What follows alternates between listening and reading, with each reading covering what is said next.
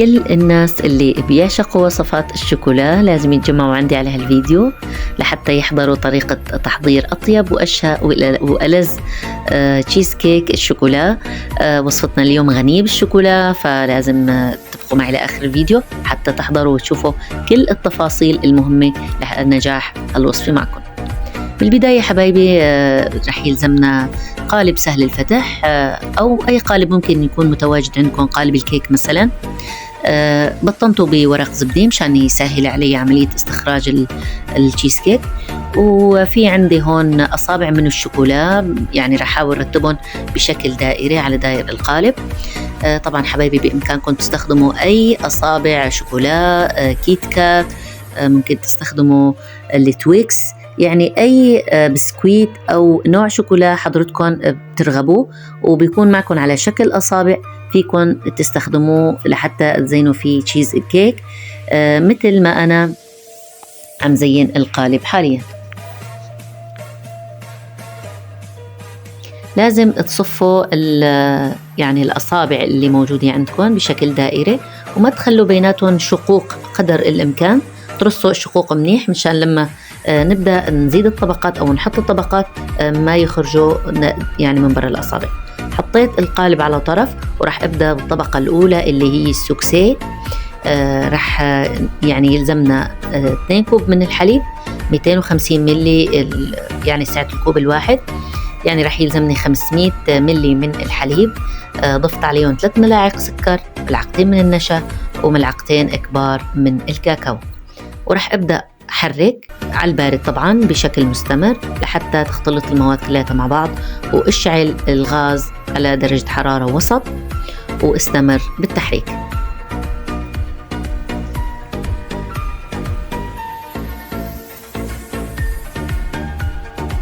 ممكن ياخد معكم حبايبي حوالي 10 دقائق مو أكتر. مجرد لقيته المزيج تكاثف معكم ضيفوا له.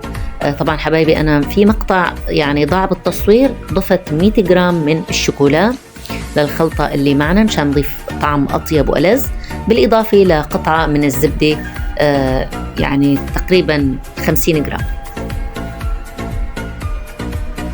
طبعا حبايبي الزبدة يعني بتضيف لمعة حلوة كتير للخليط اللي بدنا ننزله على البسكويت، والشوكولا اللي بنضيفه بيعطي طعم جدا جدا طيب. بإمكانكم تضيفوا الفانيليا السائلة، يعني كمان بتضيف ريحة وطعم جدا شهية. مثل ما أنتم شايفين حبايبي بدأت الزبدة تختفي معي داخل المزيج، ما عاد في معنا أي قطع أو تكتلات من الزبدة، والسائل صار عندنا جدا ناعم.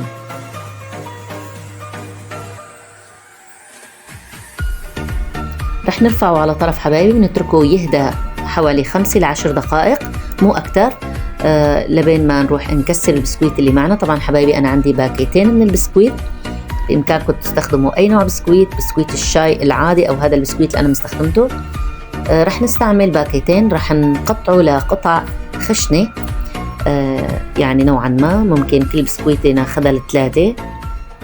ما بدنا كتير ننعم البسكويت مشان ما يتحول معنا لعجينة. نحن بدنا قطع البسكويت تبقى واضحة معنا لما نضيفها داخل المزيج الموجود معنا اللي حضرناه سوا.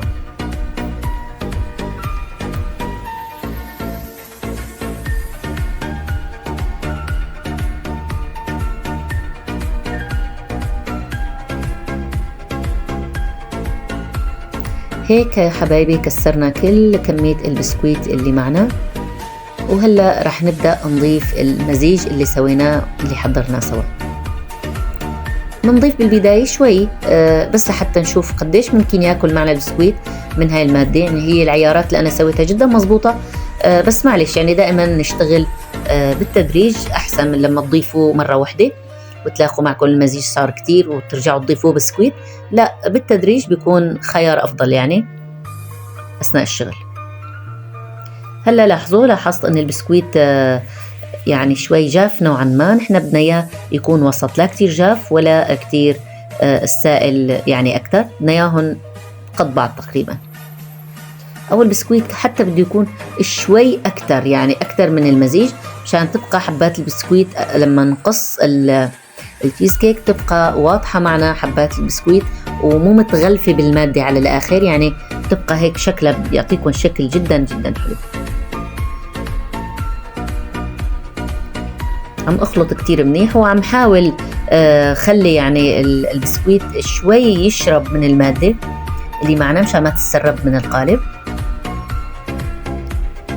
هلا هيك بحذر قربوا القالب تبعكم مشان ما تتساقط معكم اصابع الشوكولا، وابدأوا ضيفوا المزيج السوكسي اللي سويناه سوا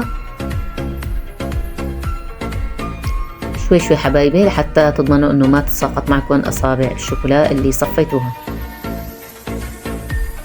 فضوا كل الكمية وابدأوا رتبوها داخل القالب، سووها بشكل سطح مستوي مثل موضح بالفيديو. هلا هيك حبايبي بعد ما رتبت كل الكمية رح اخده على البراد، اتركه شوي لبينما احضر طبقة المنتصف. في عندي بالبداية كوب من الكريم شانتيه ولنصف كوب من الحليب البارد جدا، رح اخفقهم لحتى يعني تضاعف حجم الكريمة.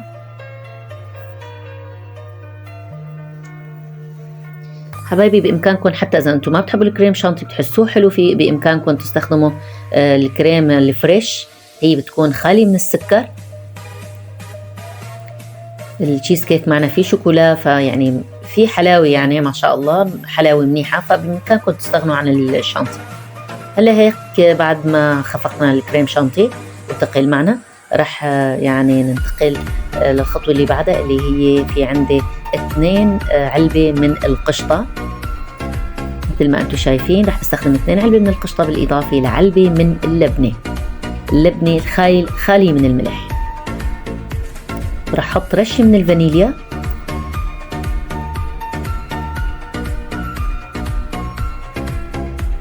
رح اخفق القشطة مع اللبنة لحتى تصير معنا القوام كريمي.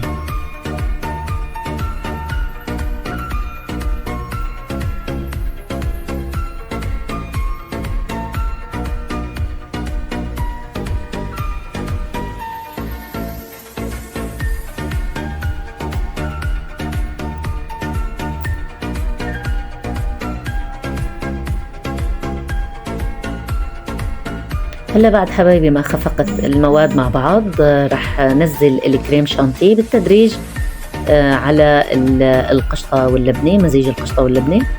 رح نزل كل الكمية أو بالتدريج مثل ما بتحبوا، ورح أعطيهم خفقة بسيطة. بحال شفت إنه معي المزيج شوي ثقيل زيادة ممكن تضيفوا رشة من الحليب. طبعا لا تكتروا حبايبي مشان السائل يعني اللي حطيتوه ممكن يأثر على طبقة الكريمة فتقعد يعني تنزل معكم أو تتسرب من داخل القالب. نحن هذا الشيء ما بدنا إياه، أو من برات أصابع الشوكولا نحن هذا الشيء ما بدنا إياه طبعا. فهيك حبايبي بعد ما خلصت خفق هيك تقليبة بسيطة بالسباتيولا، ورح جيب القالب اللي حضرناه مع بعض ورح اضيف الطبقة البيضاء، طبقة خفيفة وفلافي وكتير ناعمة وعن جد تحسوها مثل الغيمة على كتر مو خفيفة، يمكن باين معكم بالفيديو. وريحتها ما فيني اخبركم، يعني ريحتها ما شاء الله كتير كتير طيبة. فعلا الوصفة بنصحكم انكم تجربوها على طريقتي، كتير رح تكونوا جدا ممنونين.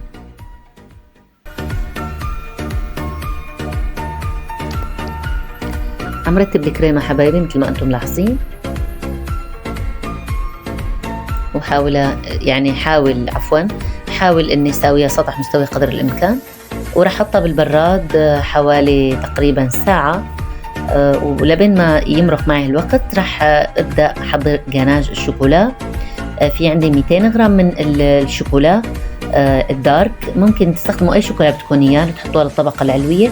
واستخدمت فوقها 200 جرام من الكريمة الفريش، سخنتها على النار لحتى اعطيتها غلوة بسيطة، او يعني قبل ما تغلي تكون سخنة، وضفتها على الشوكولا الموجودة معي ودوبتهم مع بعض. ولما دخلوا كتير مع بعض كتير منيح أعطونا هذا اللون الداكن. ضفت قطعة زبدة وضليتني أحرك لحتى دابت الزبدة كتير كتير منيح، وبعدين ضفتهم للطبقة الأخيرة من التشيز كيك.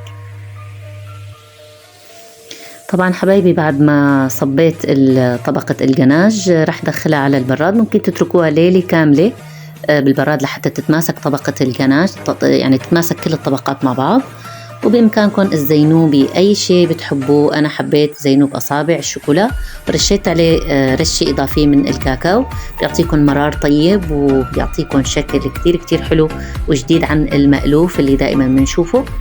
وشوفوا ما شاء الله بعد ما فتحت القالب وزلت طبقة أو ورق الزبدة أعطانا الشكل اللي أكثر من رائع، وعن جد بضاهي الحلويات الموجودة بالسوق إن كان طعمة أو شكلا. ورح نبدأ نقدمه مع بعض حبايبي. رح نقطع قطعة قدامكم ونتذوقوا مع بعض، وما فيني أقولكم عن جد ما شاء الله تبارك الرحمن التشيز كيك جدا جدا طيب وكتير كتير ناجح، وما شاء الله ريحته بتشهي والصورة تتكلم تتحدث. عم تشوفوا قدامكم ما شاء الله اللون متماسك مع بعضه، والجناج معنا يعني ما نسايب أو سايح كتير ودايب شوي على الطبقة البيضاء، فأعطينا هيك شوية لحوسة شوكولاتة مختلطة باللون الأبيض، فعاطي شكل جدا جدا مغري. وما فيني أقولكم الطعمة عن جد ما شاء الله، يعني نكهة عن جد صعب تنوصف، مختلطة مع طبقة السوكسي السفلية، فأعطينا جدا جدا طعمات طيبة.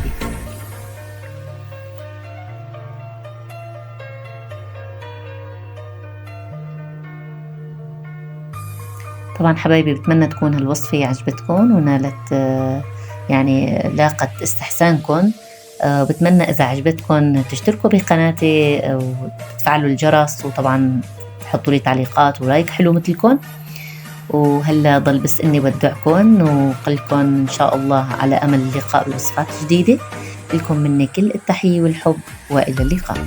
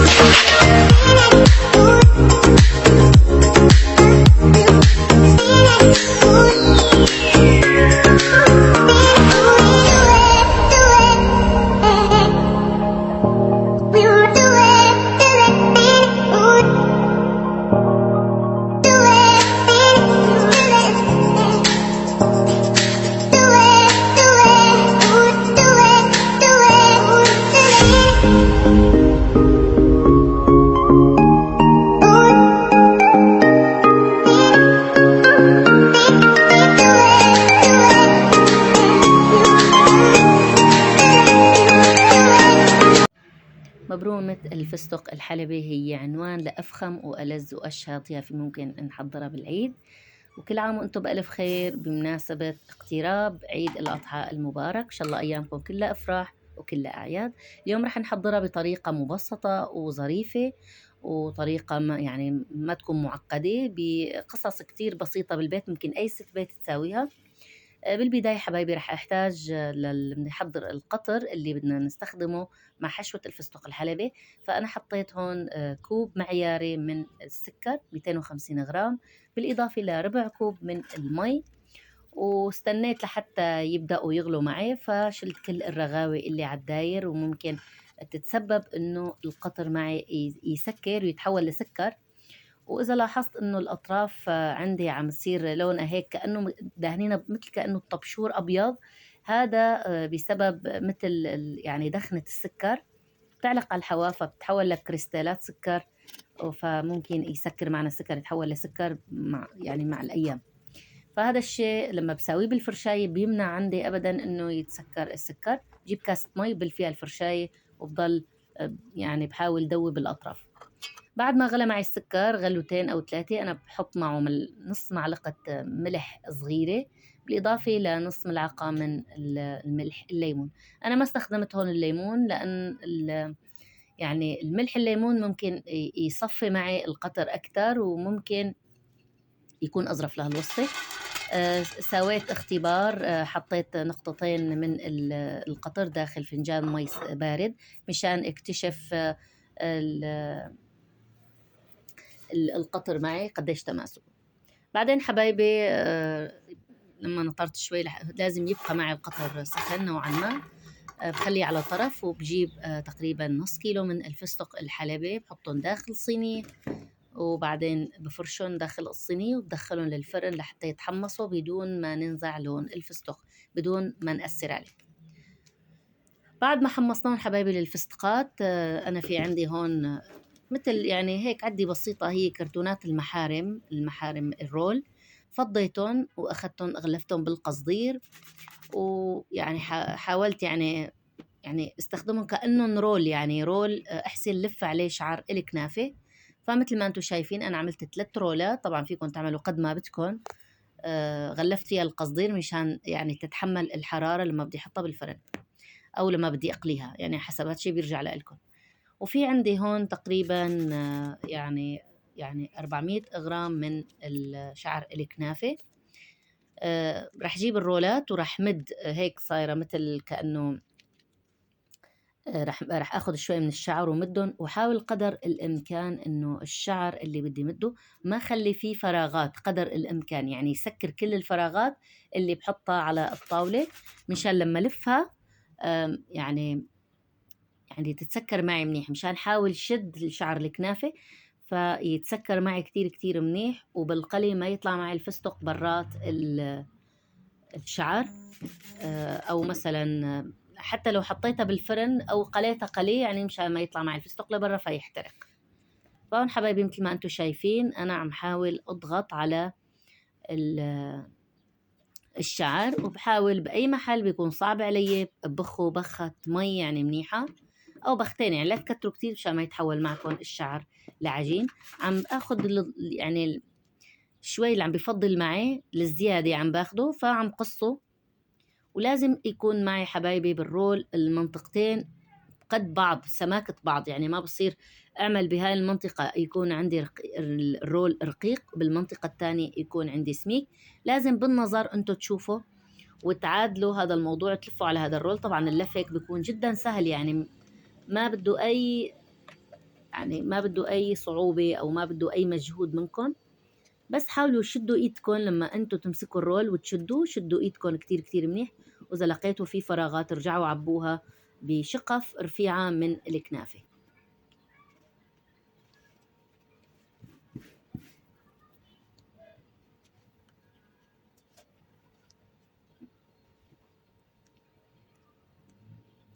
دائما عند اي تثبيت من اطراف الكنافة حبايبي امسكوا بخوا بخة مي حتلاقوا الشعر حيثبت معكم بدون ما يعذبكم نهائيا. ولما تحطوا داخل الصينية حطوه على مكان التسكير الشعر مع بعض. وهلا رح دخله على الفرن على درجة حرارة جدا متوسطة مع 100-120 لحتى نشف الكنافة. هلا بهاي المرحلة لازم ننشف الكنافة بدون سمنة بدون زيت بدون أي شيء نهائيا. وبعد ما طلعوا من الفرن وبردوا نوعا ما، يعني تقريبا نستنى 10 دقائق ليبردوا، نتبلش انه نطعج الكرتونة اللي موجودة معنا، فراح يطلع معكم الأنبوب يعني بمنتهى السهولة. قد تلاحظوا تكسر بداية الرول أو نهايته، يعني هذا شيء طبيعي، هذا دائما البداية والنهاية بتكون رقيقة معنا نوعا ما، وهذا الشيء ما بيأثر. راح احطهم على طرف حبايبي. وهون في عندي النص كيلو الفستق الحلبي، راح احط عليه تقريبا 3 ملاعق من القطر الثقيل طبعا. يعني انا بشوف طبعا حسب النظر، ممكن هيك لحتى احس انه عم يشبك معي، بكون ان شاء الله وصلت لكمية القطر المناسبة. هون لبين ما احشي حبايبي يعني اول طرف من الفستق الحلبي، حطيت شوية شعر من الطرف الثاني مشان ما يسقط الفستق الحلبي من الطرف الثاني. طبعا هلا بعد شوي حتشيل هاي الشعر اللي حطيته، حشيله، حارجع عبي من الطرف الثاني بالفستق. وحاولوا انتو عم بتدخلوا الفستق حبايبي داخل الرول انكم تضغطوا كتير كتير منيح مشان الفستق يرص على بعضه، لما نجي نقطع الرول ما نحس فيه فراغات وفضوات داخل المبرومة.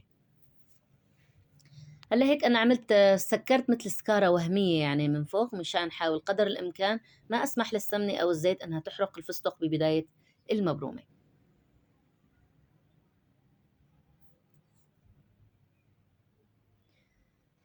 حطيتهم على طرف حبايبي لبين ما طبعا انا منشفتهم وخالصين. هلا اما بتحطوهم بالفرن، يعني بتحطوا عليهم كمية سمنة منيحة بتحطوهم بالفرن، اما بتقلوهم بالسمنة. طبعا هلا حنشوف مع بعضنا كيف حنساويهم. بالبداية مجرد بدكم تبلشوا تشوون بالفرن او بدكم تقلوهم، بدكم تحطوا قطر على النار. عندي كيلو من السكر مع 250 غرام من المي.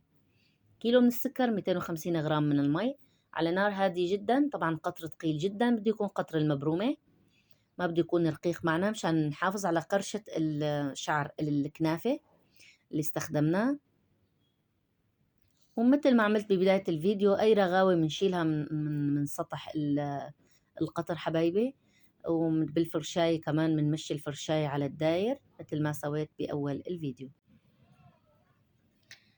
هلا حبايبي رح اتركه لحتى يغلي ويتعقد معنا تقريبا غلوتين، لا تغلو كتير مشان ما يصير جدا ثقيل معنا.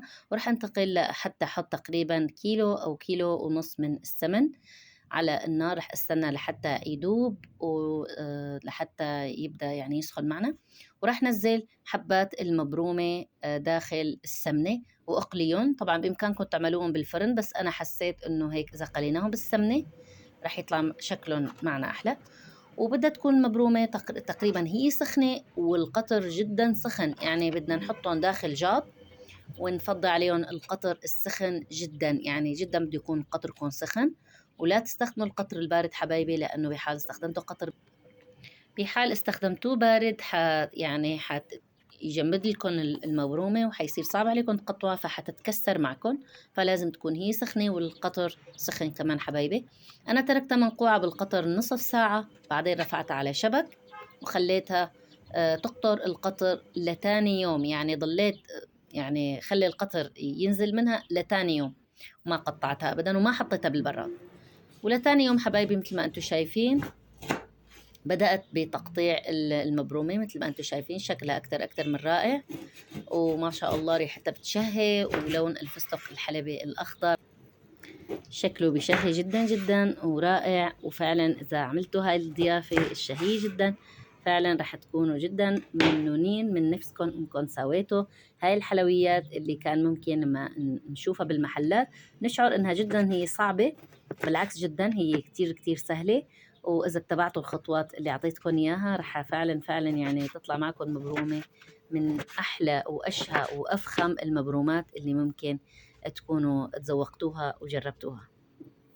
هلا هيك حبايبي أنا قطعت كل الكمية، وطبعا أنا سويت كمية إضافية من المبرومة، سويت بعدة يعني أنواع من المكسرات، سويت بالكاجو وسويت باللوز، وطبعا بالفستق الحلبي. وشوفوا هلا لما عم بقطعها وبتذوقها، هي فعلا يعني طري من جوا ومو قاسية، والشعر عم يقرش وطعمته حلوة عن جد. نكهة فعلا رائعة، بنصحكم انكم تجربوها لهالوصفة، لانه عن جد وصفة خيالية ورائعة.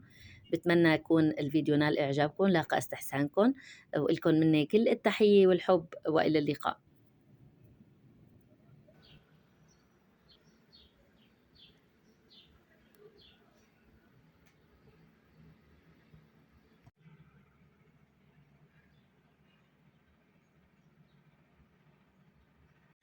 لانش بوكس المدارس هو من القصص اللي بتحير الأمهات كتير كتير لحتى يحضروه، وبيحتاروا شو ممكن يبعتوا مع أولادهم للمدارس.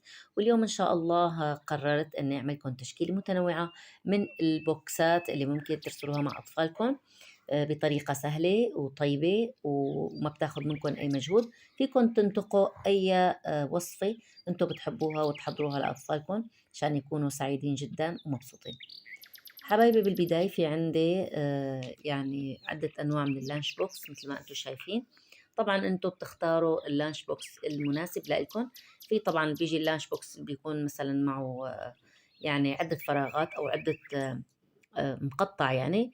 في اللي بيجي طبعا هو عبارة عن مثلا 4 قطع أو 5 قطع بيجوا مع بعض، وبيجي اشكال والوان، يعني انتم بتختاروا اللي بيناسبكم. انا هون عم برجيكم عده احتمالات وانتم بتختاروا اللي بيناسبكم. بحال ما كان متوفر عندكم، يعني مثلا خصوصا اللي بيكون عنده عده اولاد فبيضطر يشتري لكل ولد لانش بوكس، فانا قررت اني ظبط لكم لانش بوكس بالبيت. طريقه انكم تجيبوا علبه، اي علبه، علبه لبن، علبه جبنه اللي بدكم اياه، ايه، وتعملوا قصديرة يعني تطووها، فتعملوها على شكل حاجز. هلا ببين معكم بالفيديو. بتجيبوا قصديرة، بتاخذوا المقاسات العلبة وبتطووها لحتى تعملوها على قد العلبة، تنزل معكم حصر يعني. وهيك بتكونوا تمكنتوا من عمل حاجز بتحطوه بمنتصف العلبة. هيك فيكم تحطوا أكثر من نوع أكل داخل هاي العلبة، فبتصير معكم لانش بوكس. يعني هو لانش بوكس يعني مثل ما يقولوا اقتصادي نوعا ما، بس بيخدمكم إن شاء الله تعالى.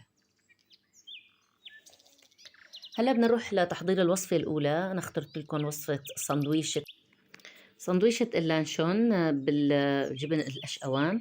طبعا بالبداية حبايبي مثل ما أنتم شايفين رح نحضر هيك مثل كريمة خفيفة ندهن فيها الخبزة مشان نطريها. فرح نحتاج ملعقتين من اللبنة، ملعقة من الجبن المطبوخ أو جبنة المطبوخة، بالإضافة لملعقتين من الحليب. رح نحرك كتير كتير منيح حتى يختلط ونتحصل على كريمة.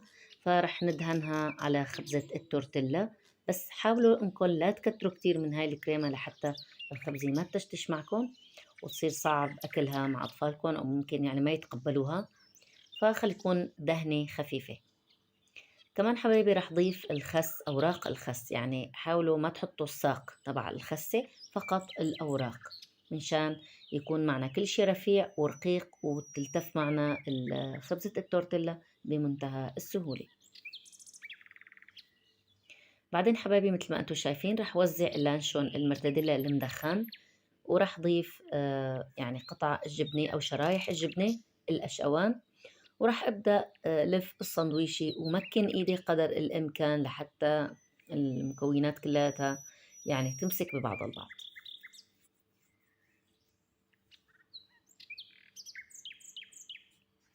بعدين حبايبي رح أقطعها لنصفين أو رح أقطعها لعدة طرنشات، يعني مشان تنحط معي داخل اللانش بوكس بمنتهى السهولة. شوفوا لي هالألوان ما شاء الله تبارك الله، يعني ألوان تفتح النفس.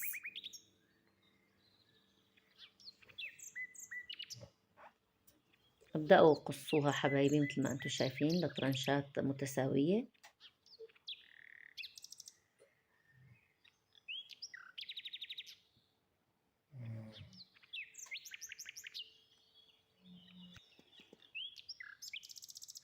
هيك حبايبي مثل ما انتم شايفين أنا رصيته داخل اللانش بوكس، وحطيت بجنبه قطع من شرائح الخيار، بالإضافة للشيبس بيعطي قرمشة طيبة يعني بجنبه، بالإضافة ل يعني نوع من أنواع الحلويات اللي بيحبوها الأطفال. وهيك بنكون خلصنا اللانش بوكس الأول. ننتقل لتحضير الوصفة الثانية إن شاء الله. أنا اخترت لكم حبايبي وصفة الميني بانكيك، هو وصفة جدا رائعة ومشبعة لأولادنا، ويعني هالوصفة ما بتملوا من تناولها، يعني عن جد لأنها كتير خفيفة وكتير شهية. بالبداية رح أحتاج لفنجان من الحليب، يكون حليب دافي. رح أحط عليه عصرة نصف ليمونة صغيرة واستنى حوالي دقيقتين، وبعدين يعني خلي هيك شوي يتقل الحليب. بعدين رح أضيف عليهم 30 جرام من الزيت وبيضة كاملة بالإضافة لبرش ليمونة. رح أحرك المكونات لحتى يعني تمتزج مع بعضها، وبعدين رح أضيف 20 جرام من السكر بالإضافة لرشة الملح. وعبر مصفى ناعم الثقوب رح نزل 125 جرام من الدقيق أو الطحين بالإضافة لملعقة من البيكنج باودر. رح ننخل كل هالمكونات مع بعض البعض، ورح أحاول أخفق قدر الإمكان ليصير معي يعني مزيج حريري، يعني هيك كتير كتير حريري وكتير كريمي. رح أتركه حوالي 10 دقائق لحتى يرتاح، وبعدين رح أخذ مقلاة وحطها على النار حتى تحمى. نزل النار لتحت المتوسط وابدأ صب الميني بانكيك عبر علبة أو كيس حلواني أو فنجان أو أي شيء أنتم بتستخدموه بريحكم، بس يا ريت يكونوا معكم صغار بهذا الشكل حتى تسهلوا تناولهم على أولادكم بالمدارس. بعد حوالي نصف دقيقة وأقل، حتى يعني أقل، حتى ممكن أقل، رح تلاحظوا إنه احمرار داير رأسا. اقلبوها على الطرف الثاني لحتى تاخذ لون من الطرف الثاني وتستوي معنا. رح نرفع البانكيك حبايبي على طرف.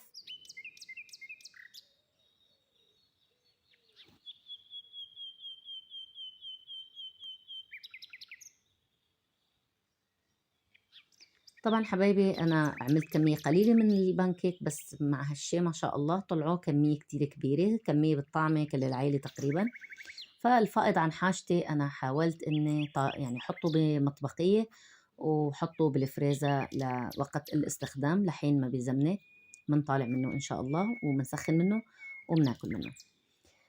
حبايبي القسم اللي خليته طبعا سويته قسمين. القسم الأول دهنته بالشوكولا وضفت له قطعة من الفواكه، قطعة ممكن دراق، ممكن تحطوا موز، ممكن تحطوا فريز اللي بدكم إياه. والقسم الثاني سويته على شكل مالح، حطيت له ورقة من الخس، شريحتين من الجبنة القشقوان، وكمان حبة تاني من البانكيك. فصار عندي بانكيك حلو ومالح. وحبايبي يعني ما فيني قلكم يعني قديش طيب طلع مع الجبن. بالفعل فعلا طلع جدا رائع، لأنه عجينة البانكيك أنا ما كترت فيها سكر كتير، فصار ممكن تتناسب مع الحلو ومع المالح. هلا بدأت رص البانكيك اللي عنا باللانش بوكس الثاني. رتبتهم مثل ما انتم شايفين حبايبي، يعني طبعا قدر اللي ممكن يشبع اولادكم بامكانكم تحطوه. وحطيت جنبهم شوي من شرحات الموز والدراق، يعني هيك مثل كأنه فواكه بجنب البانكيك، لأنه جدا بيعشق الفواكه البانكيك.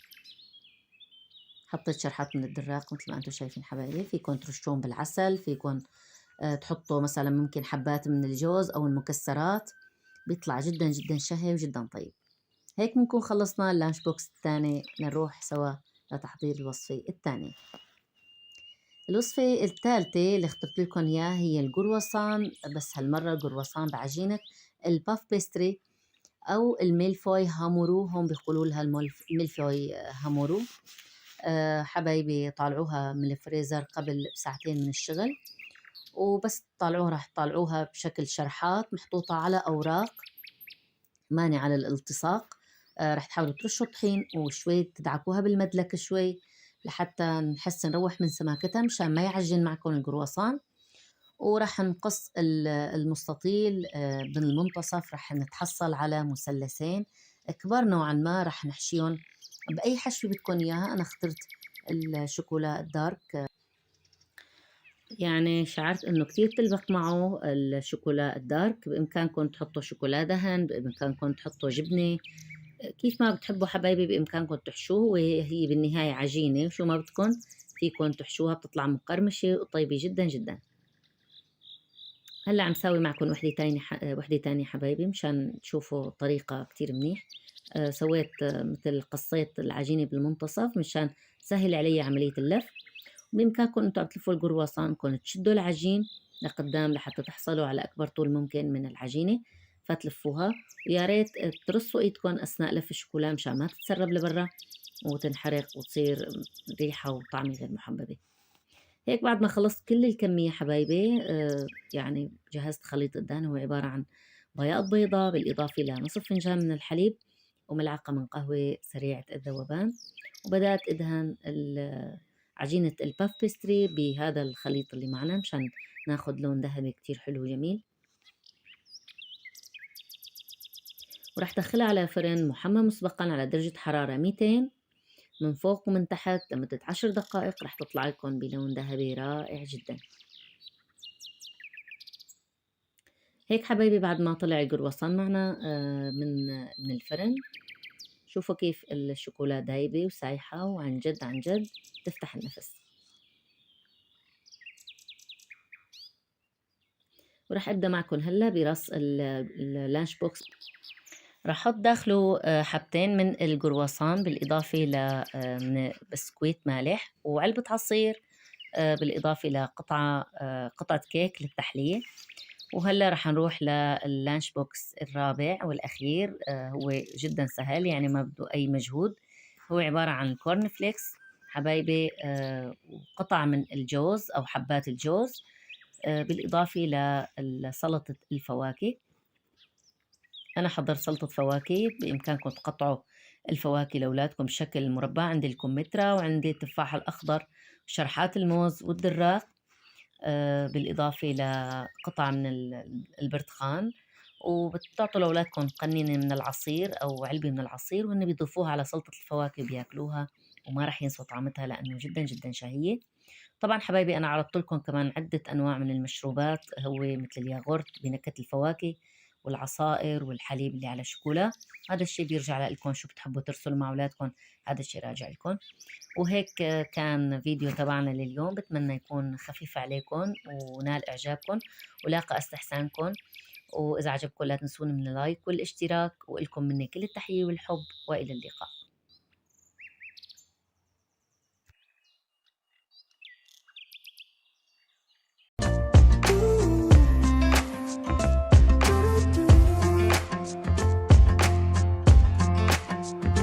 You keep me wondering, is our love strong? Just like a love song, baby, it's haunting me. Don't know what you're thinking, it's like I'm sinking deep underwater. Maybe it's harder, harder, harder for me. Oh, harder for me.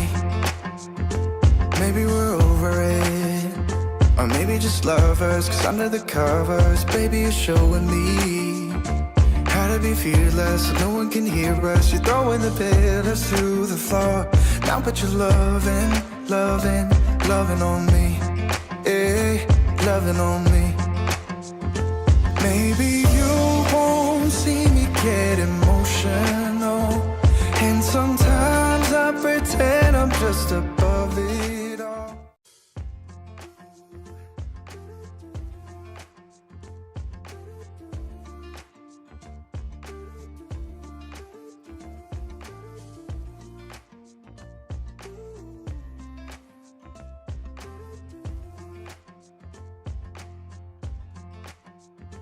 You keep me wondering, is our love strong? Just like a love song, baby, it's haunting me. Don't know what you're thinking, it's like I'm sinking deep underwater. Maybe it's harder, harder, harder for me. Oh, harder for me. Maybe we're over it, or maybe just lovers, 'cause under the covers, baby, you're showing me how to be fearless, so no one can hear us. You're throwing the pillars to the floor. Now put your loving, loving, loving on me. Eh, loving on me. Maybe you won't see me get emotional, and sometimes I pretend I'm just above it all. But I want your I want your body, body, body too. Yeah, body too. And baby, please don't think I run away from you. It's just sometimes I get scared to dive into it. I want you lying next to me. Yeah, I want your body, body, your body too. Yeah, body too. Will you be my ride or die? Around all these people will try to be someone better than you and I. Posing for pictures, but nobody listens to anything that you have to say. Can we just leave and walk away? Walk away, walk away. Maybe you won't see me get emotional, and sometimes I pretend I'm just above it all. But I want you lying next to me. Yeah, I want your body, body, body too. Yeah, body too. And baby, please don't think I run away from you. It's just sometimes I get scared to dive into it. I want you lying next to me. Yeah, I want your body, body, your body too. Yeah, body too.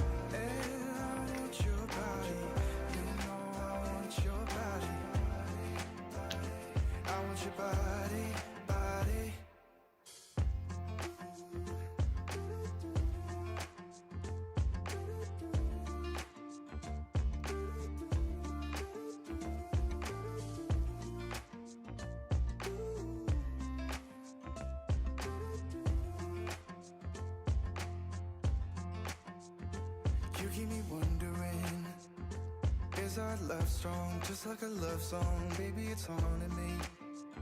Don't know what you're thinking, it's like I'm sinking deep underwater. Maybe it's harder, harder, harder for me. Oh, harder for me. Maybe we're over it, or maybe just lovers, 'cause under the covers, baby, you're showing me how to be fearless so no one can hear us. You're throwing the pillars through the floor.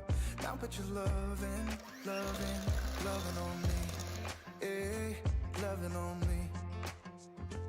Maybe you won't see me get emotional, and sometimes I pretend I'm just above it all. But I want you lying next to me. Yeah, I want your body, body, body too. Yeah, body too. And baby, please don't think I run away from you.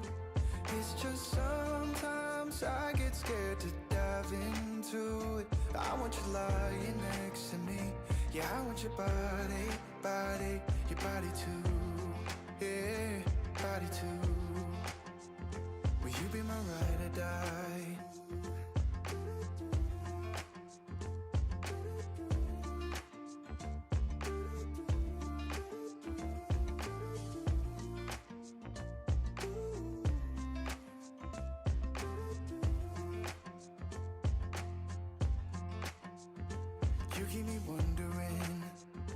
Is our love strong, just like a love song? Baby, it's haunting me. Don't know what you're thinking, it's like I'm sinking deep underwater. Maybe it's harder, harder, harder for me. Oh, harder for me. Maybe we're over it, or maybe just lovers, 'cause under the covers, baby, you're showing me how to be fearless so no one can hear us. You're throwing the pillars through the floor. Now put your loving, loving, loving on me. Eh, loving on me. Maybe you won't see me get emotional, and sometimes I pretend I'm just a